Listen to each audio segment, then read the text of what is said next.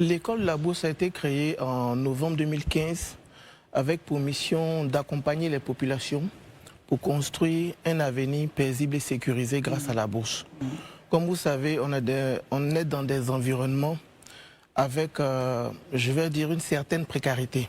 Quand je dis une certaine précarité, vous avez dans des familles africaines, ou peut-être même ailleurs, quand le monsieur perd son emploi ou quand il y a des ralentissements économiques, on n'est plus capable de subvenir aux besoins de la famille correctement. On a même des enfants qui sont déscolarisés et tout ça. Nous, à travers la bourse, on veut inciter les populations à investir sur des entreprises, sur des États qui peuvent leur donner des revenus, qui vont les accompagner, qu'ils soient salariés ou entrepreneurs, de sorte que certaines questions puissent être traitées, même s'il y a ces aléas-là. Donc, on va dire, en temps de paix, je peux fournir plus, mais en temps de crise, je peux compenser, même si j'ai un ralentissement dans mon activité. C'est très important. Déjà, il y a 10 ans, quand on se lançait, vous êtes tous mes aînés, on ne parlait pas du tout même de bourse. Tout à fait. Donc aujourd'hui, 10 ans après, il y a des émissions, il y a des concours. Donc 10 ans après, le sujet est entré, on va dire, dans le discours. Tout à l'heure, quand je venais déjà, les caméramans et tout ça, les gens savent au moins que ça existe, qu'une bourse existe.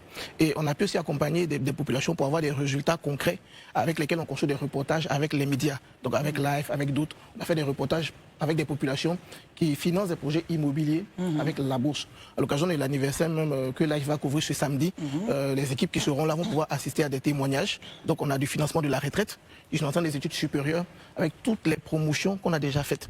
Donc aujourd'hui, ceux en tout cas qui se sont engagés dans la formation, on peut 10 ans après, sont capables en tout cas de présenter des résultats, même dans le cadre de reportage et tout ça.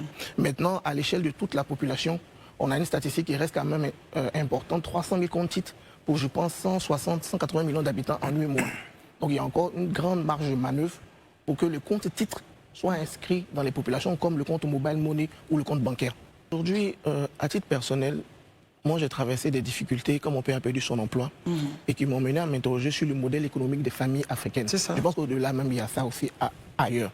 Donc dépendre du salaire ou d'un business reste quand même risqué dans notre environnement. Il y a quelques jours, on a appris malheureusement un début de coup d'État au Bénin qui aurait pu changer complètement la trajectoire du Bénin.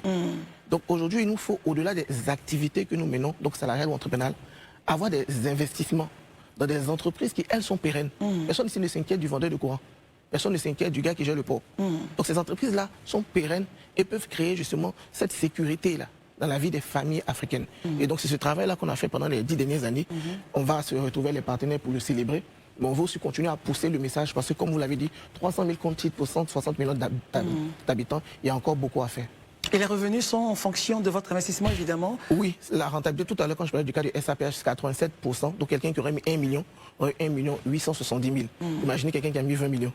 Voilà, donc c'est de la rentabilité. Voilà, ce que tu mets, tu reçois ça avec la performance que l'entreprise réalise. Merci beaucoup. Si vous aviez un dernier mot. C'est d'encourager les populations aujourd'hui, comme M. Komoy le disait, il y a 10 ans, il n'y avait pas de structure d'éducation boursière. Donc c'était normal de ne pas savoir. Aujourd'hui qu'il y en a, aujourd'hui qu'il y a même des cours gratuits, c'est l'occasion de se renseigner. Je ne vais pas être peut-être forcément pessimiste, mais c'est dommage toujours quand on fait les veillées, qu'on finit de consoler la veuve, on dit « Ah mais ton mari n'a pas investi ». À ce stade-là, c'est déjà fini. Il nous faut investir de notre vivant pour créer la sécurité financière de nos familles. C'est très important.